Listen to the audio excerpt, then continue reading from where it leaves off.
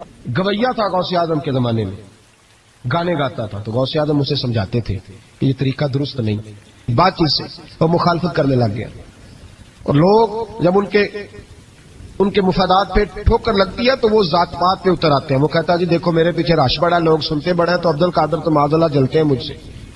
خیر بڑی مخالفت کی، باتیں ٹٹول کے لاتا، کھاتے کہاں سے ہے، لنگر کہاں سے آتا، یہ کیا ہے. حضور غوث اعظم ہنس دیا کرتے، فرماتے چل ٹھیک ہے موج کر. وقت گزرتا گیا، بوڑھا ہو گیا، لوگ اس کی آواز کے دیوانے تھے، گلے کی آواز بڑا سریلی تھی، وہ اب دھیمی پڑ گئی.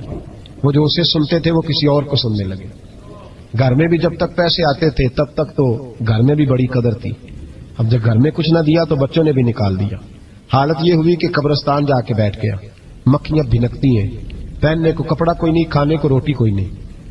میرے شیخ، میرے غوث اعظم اس گلی سے گزرے. جب غوث اعظم گزرے تو اس کی حالت دیکھی تو محبوب پاک کا وہ طریقہ یاد آ گیا. سلام اس پر کہ جس نے دشمنوں کو بھی کوائیں دی، سلام اس پر کہ جس نے گالیاں سن کر دعائیں دی. تو حضور غوث اعظم گھر گئے، غلام کو بلایا، فرمایا 100 دینار لے جا، اس گویے کو دیا، بتانا نہ کس نے بھیجے، دے کے لوٹ آنا. وہ کہتا میں گیا تو بڑی بری حالت، پھٹے ہوئے کپڑے، خستہ حالی. جا کر کے 100 دینار دیے. میں نے کہا لو. اس نے آ کے کھولی تو بڑھاپے سے بری حالت، بیماری، ذوف. کہنے لگا کس نے بھیجے ہیں؟ تو میں نے کہا مجھے پہنچانے کا حکم ہے، بتانے کا نہیں. تو کہتے اس کی آنکھوں میں آنسو آ گئے. کہنے لگا میں بھی سارے بغداد کو جانتا ہوں، مجھے پتا ہے اس حالت پہ اگر مجھ پہ کوئی کرم کر سکتا ہے تو وہ عبد القادر جیلانی ہے.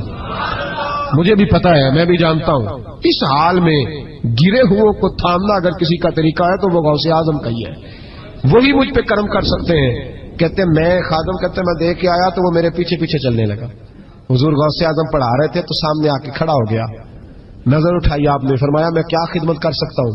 چیخ ماری اس نے، رویا، قدموں میں گرا. لگا عبد القادر تو میرے نبی کا سچا وارث ہے، تو سچا وارث ہے نبی پاک صلی اللہ علیہ وسلم کا. میں ساری زندگی مخالفت کرتا رہا اور جب میرا کوئی نہ بنا تو میرا بن گیا. اب مجھے بتا کہ اس بڑھاپے میں توبہ کروں تو اللہ قبول کر لے گا؟